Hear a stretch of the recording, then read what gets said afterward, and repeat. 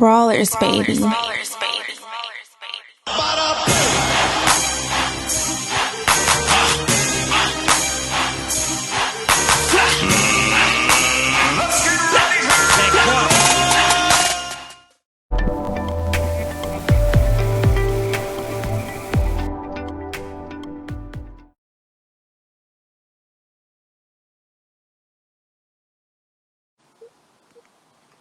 What's going on, boxing fans? It's your boy Rick Muhammad, Brawler Sports Media in the building. This is the Brawler Sports Boxing Show. I'm here with my main man, G Money, and we're here to chop it up. I can recap with you guys last weekend's fight, Brandon Figueroa versus Luis Neri. That was a hell of a fight, a great entertaining fight, if you will. Neri came to fight, but Figueroa just proved to be too much for him. And once the pressure was on, I mean, man, Figueroa just ran away with it, just popping it with body shots after body shots, and going to the head. He had a lot of success in that fight, and it didn't end well at all. You know, in the seventh round, they stopped it with a body shot. What did you think about that fight last weekend? At first I gave the edge to Luis Neri going into the fight. I thought he would pull it out, but I think Brandon Figueroa, his size, he's a little big for 122. And I think that played a big factor. You know, he's got the height. And they say he hits really hard, and you could tell, you know, he's like a machine, just nonstop, keeps coming, you know. So, I mean, it sets up a good fight now for the unification with him and Stephen Fulton, cool boy from Philadelphia in September. Yeah, and you know, Neri did his thing. He was actually up ahead on the scorecards per CompuBox numbers. Yeah. It was like a 34 percentile rate versus Figueroa at 27%. But that was probably the first three rounds, because rounds 4 to 6 is when Figueroa really started popping him and laying leather on him. By the seventh round, going into I think that fight stopped 2 minutes, 17 seconds into the seventh. Yeah. And it was a delayed reaction. That body shot took some time to well on him, kind of like when Roy Jones Jr. popped Virgil Hill like that. Ooh. Yeah, I think it that fight. Yeah, he just broke him down, took him to deep waters and drowned him, basically. Because that was their game plan. They said, you know, get the fight to the later rounds, you know, just break him down. And it worked. Yeah. And then in the corner told him in the sixth round, it was like, hey, he's ready. And Brandon was like, yeah, no, I can hear him breathing and panting really hard, gasping for, you know, air and stuff like that. Yeah. So that's when he went after him in that seventh round, said, you know what, he's ready. And that's when he had his success. And Stephen Fulton Jr., another tough kid from North Philly, gonna be a hell of a fight. I'm kind of gonna roll with Philly on this one, and Fulton Jr. That's my man. I've interviewed him before. I like him as a person. I like him as a fighter. I like Brandon Figueroa, but I kind of feel like maybe Fulton Jr. has the edge, and he just might be a little bit more hungrier than Figueroa, in my personal opinion. For me, no disrespect to Figueroa, but I think Cool Boy beats him easy. I think he's going to outbox him the whole night, and I think he'll get a decision unanimously. But I think it'll be a fairly easy performance for him. I think he's going to outbox him clearly. Well, you know, this is boxing. Shit happens on any given night. Oh, yeah. No, Figueroa has the power to hurt him, but I just think from what I've seen from Fulton when he fought Angelo Leo, I mean, that man is he's something special in that division.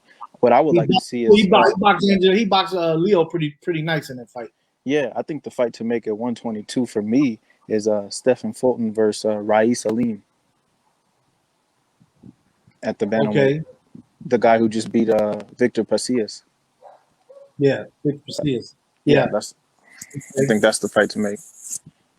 So now we're gonna move forward here, boxing fans. There's a lot of stuff going on in boxing, and you don't never know the behind the scenes things. You just hear it and read it, but we always try to bring you what's actual and factual, because remember, our motto here at Brawler Sports Media is when we know, we keep you guys in the know. And what I know now is, although there's been a done deal between Anthony Joshua and Tyson Fury for Saudi Arabia in August, that has changed now. Breaking news. Breaking news. It's changed right now. As you all know, they were going to buy Bob Arum, and I guess they had offered Deontay Wilder step over money to allow Fury and Joshua to have this fight without giving him this mandatory trilogy fight versus Fury from being stopped in that fight. However, Bob Arum said, you know what? Hell no. I'm not giving Wilder $14 million step aside money. So damn that, we're gonna put Joshua and Fury on hold, and we're gonna fight Wilder. He says he's penciled in this date, July 24th, at the Allegiant. Is it Allegiant Field or Stadium? Yeah, I think isn't that the new Raiders Stadium in Las Vegas, right? In Vegas, Yeah. and that's the tentative date now. The trilogy of Fury and Wilder. So we're gonna see. I didn't think Wilder would let that happen anyway, because that's crazy for him to allow Fury to fight, for the other belts instead of Wilder going to get his belt back and him fighting Joshua like all the fans wanted to see in the first place. Right. So what do you think about that? I knew step over money wasn't going to just like buy Wilder out. I don't know. I might be one of the few people, but I'd rather see the third fight than Fury Joshua anyway. I'd rather see Wilder and Fury go for a third time. And before last time we talked, I thought that Fury could get him in a third fight, but thinking about it, in these videos being released by Wilder, pretty impressive stuff. Yeah, I think if he could really implement that and stick to that, he's not just working on the 1-2 or the right hand. He's throwing body shots, he's slipping, working on defense, a lot of combinations, and I think that would throw Fury completely off. Yeah, the footage we're talking about, guys, if you haven't all seen it, I believe it's out there on YouTube as well. Wilder is definitely perfecting his overall boxing skills, which looks really good and impressive doing them. He's slipping side to side, shooting the jab, counter punching off of it and everything. He's rolling underneath punches, and the footwork is there as well. It's all in sequence, spontaneously together, if you will. Mm-hmm. And if what G Money is saying, if he can implement that while in the fight and displaying this new training and this new footage and everything that he's been working on, hell, he could come back and be more dangerous than he was with just the one hitter quitter. Yeah, and another thing I want to talk about is, everybody's been down in Wilder ever since he got beat by Fury, and Fury won in great fashion. But let's not forget that Wilder is, in my opinion, the hardest hitting heavyweight of all time as far as punching power. This era right now, no doubt. Yeah, I mean, even Ernie Shavers, George Foreman, we know they hit hard, but I think Wilder is the strongest punching heavyweight with the most dynamite ever. He got a freak of nature power. Yeah, it's power you've never seen. He puts people out, Yeah, he just is. If he catches you, shit, he could really ruin you. Yeah, so I just want to give him his respect, and just like he's the most dangerous puncher we've ever seen in heavyweight, in my opinion, and I just want to show him that respect. Absolutely, because you can't badmouth a fighter, because first of all, it takes a lot to get in the ring and do what they do. Yeah. So shit, let's go, Bomb Squad. Let's go, G. Let's go, baby. Let's go. He know who I am. Yeah. So yeah, that being said, so that's a recap on the whole Fury Joshua being put to the side now for a trilogy fight, Wilder and Fury instead. That's gonna happen supposedly July 24th at Allegiant Field, where the Raiders just built that beautiful new stadium in Vegas. But we shall see. What else we got moving forward? We have Ramirez versus Josh Taylor coming up this weekend, and I know me and you discussed this before this show today, and you were saying that Josh Taylor is the whole package. And break that down. Why do you feel that way? Because everybody felt that way about Billy Joe Sanders. And right. And he's fighting. Yeah, that's true. But Josh Taylor, he could fight on the inside, he could fight on the outside, he could box, he could bang. He's got good, technically sound defense, and he's tough. He's tough as nails. And he showed that to me in the Regis Prograis fight. Regis, I think, was a favorite in that fight, and Regis is a very good fighter himself. But, Josh did everything in that fight. He fought him on the inside. He used the outside. He used his range. He went in there and banged with him. And I just think Jose Ramirez, very tough, durable guy, got a lot of power. But I feel like he's one-dimensional. And I think that's going to be the difference in this fight. I think Josh Taylor has way more arsenal than Jose Ramirez. Yeah, and I just think he's too versatile for Jose Ramirez. He got more than one way to beat you. Yeah, and Jose Ramirez, great fighter, but I just think we know what to expect. He's going to come right at Josh Taylor, and throw a lot of body shots, but just come straight at him. And I don't think he could beat Josh Taylor with that game plan. I concur. All right, all right. So that's it for this weekend. Ramirez versus Josh Taylor. Moving right along. Let's talk about. I want to know why are we talking about a Danny Garcia versus Mikey Garcia? Yeah, I don't. They're really saying they're closing in on this fight that happened, and I'm like, Yeah. why? Well, all I know is one thing: is it better not be on pay-per-view. Man, that better be on Fox. Yeah.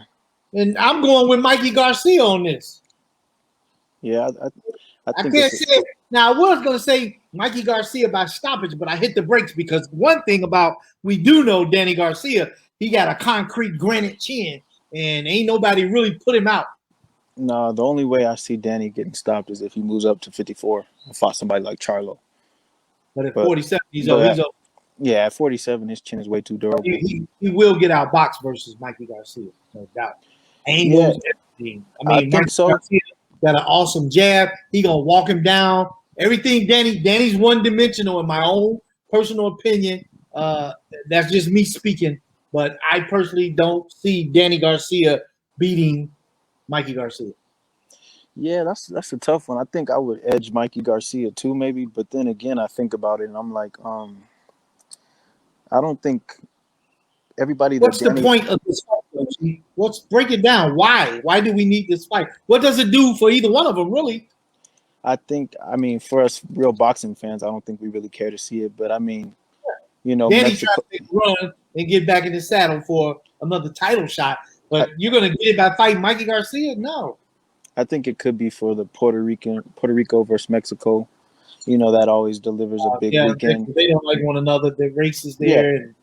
I just think that could be the big reason for it. But I don't know. I think Danny has fought his last few opponents have been better than Mikey Garcia. So, I mean, that could prepare him. But I don't know. I kind of feel like Danny's past his day, Now, Danny Garcia, he fought Earl Spence. And so did Mikey Garcia.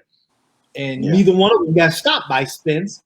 So, And then I saw, Mikey Garcia beat a natural 147 pound. He walked right through Jesse Vargas. Yeah. So I agree with you. I don't really care to see that fight, but me neither. I mean, hopefully it doesn't happen. Hopefully, another fight could get made. But that's the only thing I could think of is it could be a big fight for Puerto Rico versus Mexico. Yeah. That's got to be all it is like a bragging rights. Right. That's what I'm thinking. And then, what else? What else we got? We got the following week from this week. We have Devin Haney versus Jorge Linares. That's a big fight. That's going to be a nice little step up fight for Devin Haney. I think it'll definitely be the best on his resume to date. To date, absolutely. I was just gonna say that too. Once you said Devin Haney and then the Linares, I'm like, oh yeah, by far this is definitely Devin Haney's test fight going into this fight. It's a dangerous fight. I think we're gonna really get to see what Devin Haney's really made of when he fights Linares. Yeah, I agree. I mean, I think Linares could bring the best out of him. I'd definitely give Devin Haney. He's the definite favorite in that fight. He's got as far as boxing skills, but he doesn't have any power. He doesn't, and I think that fight is a fight that's going 12 rounds for sure. I don't see that fight being any spectacular knockout by Devin. I think it'll go 12 rounds, but he'll most likely get a unanimous decision. But I think Jorge could push him and make him show things that we haven't seen yet. Okay. What else? What else we got? Take the floor. What you got, G? Let's see. I'm excited for this Jamel Charlo unification in September. I believe September or August. He's fighting Brian. What is it? Brian Castillo or Castano? Yeah. Brian Castano for the undisputed. That's another undisputed fight. I mean, look, we got 4 potential undisputed champions that'll be this year. You got this unification fight coming up with Josh Taylor. You got that Jamel Charlo fight. It would have been if Fury and Joshua were going to fight. That would have been the third. And Right. so that's something rare you don't see too often. We see unification, but we don't see undisputed too often, where all the belts are on the line. Where's I'm gonna bounce around real quick and get on Canelo. Hmm. I mean, Demetrius Boo Boo Andrade, you know, basically called Canelo a bitch, and for not stepping up to fight him. At first, it was everybody was dodging Boo Boo, saying, "What's in it for me? Why would I do that? It's nothing on the table." Now there Yeah. is. He has the WBO belt, so he's like, "Hey, that was y'all's excuse before. I got a belt now. Hello, don't Yeah. nobody want to fight me? Canelo, you don't want to fight me? Yeah. Carlo, you don't want to fight me?" I like Boo Boo's energy. He really wants that Canelo fight. Do I think Yeah, he could? Do I think he could beat Canelo? No, I don't. I But don't I think, think he but I could, think, but he deserves his shot. I remember me and you were talking about this, and I still feel the same way. I think there's a certain amount of fighters that Canelo has to beat, and if he beats these fighters, he will go down as the best fighter of all time. Now that you're on that, now let's put the gears in motion with Caleb Plant. Right. They Okay. say September. My thing is Caleb Plant versus Canelo. I'm rolling with Canelo. Caleb Plant is by far a far better boxer and puncher than Billy Joe Sanders. And if anybody would probably give more problems, it would be Caleb more so than what people thought Billy Joe would do. But I don't think the fight's gonna happen because here's the thing: you got Eddie Hearn and you got Matchroom Boxing, and you got PBC and my man Big Al Heyman.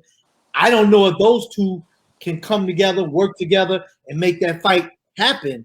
I just don't think. I think politics is going to play into this fight, and I don't see the fight getting made. But I hear a lot of talking loud, and ain't nobody saying nothing.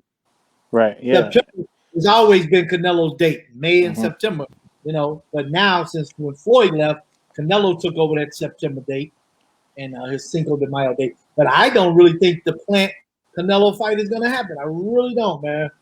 Well, I put it like this: Caleb Plant. First off, get what you deserve financially, but don't get greedy. Canelo is the A side, and he calls the shots. So Right. if you beat Canelo, then you're the A side. Then you become the big dog.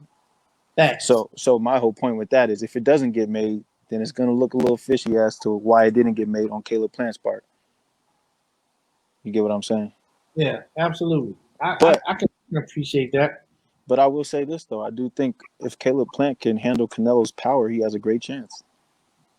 That's the most important thing that'll be telling is if Caleb Plant can take his power, and if he can, he could win the fight because he Yeah, he can match Canelo's skill for skill. he's got to be able to hurt Canelo in the fight as well, not just take his power, but you're gonna have to definitely catch him with some of your own power. Yeah, I think Caleb has respectable power. Do I think he'll hurt Canelo? I don't think so, but I think he has power that can, respectable. In a close fight, do we see a draw, or do Canelo's name carry the torch and give him a split? That's the thing. That's He's the moneymaker. He's the cash cow right now of boxing. well. Think about this. He's the Mexican Floyd Mayweather, Money Mayweather, right Yeah, now. and when Canelo fought Floyd, Floyd won a majority decision. One judge had it a draw, and Floyd he completely outboxed Canelo easy. Right. So He when you look destroyed back on the that, judge at the end of the fight. so how is Canelo really going to lose on the scorecards? You Yeah, got to do something really spectacular. Yeah, you knock got him to out. beat him up or beat him up real bad. Yeah, Bloodied up, battered yeah, up. yeah. It's got to be one of those Rocky Marciano looking fights. But guess what? Canelo's so good that will never happen to him. Nah, he's too slick, and Exactly. His defense is too good for that to happen. he proved that a couple of weeks ago against Billy Joe Sanders. So yeah, Mm-hmm. I see my man Vincent Colasso said, "What's up, guys? What's up? What up, Vincent?" And we want to send a shout out to my man Edgar Berlanga. It's his birthday today. Up and coming superstar, future boxing, future world champion to be 17-0 with 16 knockouts because he did go the distance in that last fight, which I felt like that was good for him to see where he fared. Even though he's in tip-top shape, to not have ever gone the distance, you needed to see what your put-out tolerance was to go the whole 8 rounds, which he held his own. Yeah, that's a potential fight for. Yeah, that's a potential fight for Canelo a couple years down the line if he's still around. Definitely, but not now. It's too soon. No, not now. Which is Not why at all. which is why they pulled out of a possible Bud versus Virgil Ortiz when they were saying, well, Virgil has taken Showtime Sean Porter's mandatory versus Bud. Now it's supposed to be back in Porter's favor, and the mandatory is on the table for him now and not Virgil, which is smart because I didn't really think Oscar would be that gullible to throw him into the Lions den like that soon against Bud. Yeah, I mean, Virgil's talented. He's got plenty of time to grow and to learn and can still make this decent money where he's at superstar power right now. yeah. I mean, I think now if he were to fight Bud, it would be competitive for as long as it lasts. But I don't think he could beat Bud. So I don't think Virgil Ortiz can beat Bud any day of the week. So I mean, it is too soon. But I think even if he waited a year or two, you still lose, in my opinion. We could go a couple of months out now and talk about Hughes And versus Spence, Spence Jr. I don't see that being a big threat. Spence gonna do his thing against Hughes and stop him as well. I And then think so now too. what? After Spence beat Hughes, do we see a Bud Crawford and Earl Spence Jr.? Are y'all trying to age Bud out? What's the real deal? Because here's the thing. Here's the thing with the money. A purse bid, of course. Bud feels like he should get 30%, and he shouldn't. That's disrespectful as hell. Mm-hmm. Earl feels like he needs to get 70%. Come on, man. I say, if anything, make that money 50-50. And then in the rematch with a mandatory rematch clause, the winner of this first fight automatically gets 70-30 split in the rematch. And I think So that'll right show. now, we needed to be even money because you say you're better than me and I say I'm better than you. Put up or shut up. Let's split the pot. Exactly. And that'll show who really believes. That is. Yep, that'll show who really believes in themselves if they did something like You that. really want to make this fight happen. Give boxing what it needs. Give the fans what they need, what they demand, what they want to see. Do it for 50-50. And then the winner going into the rematch, bottom line, gets 70%. It's already negotiated in the rematch clause. Winner gets 70-30 split in the rematch.